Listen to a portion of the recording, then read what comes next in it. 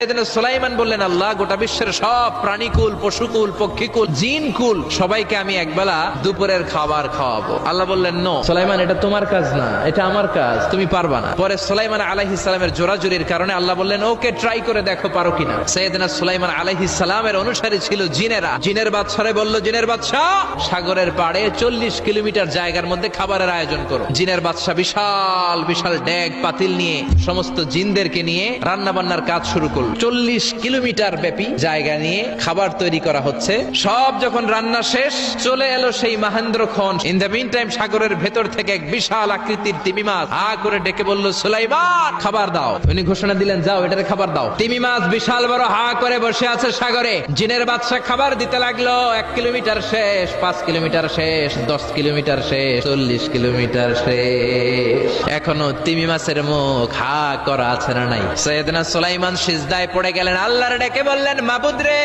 আমি বুঝতে পারি না, আসলে রিজিক দেওয়ার মালিক আমরা না, গোটা বিশ্বের সবাইকে খাওয়ানোর ক্ষমতা আমার নাই, রিজিকের মালিক একজন, তিনি কে?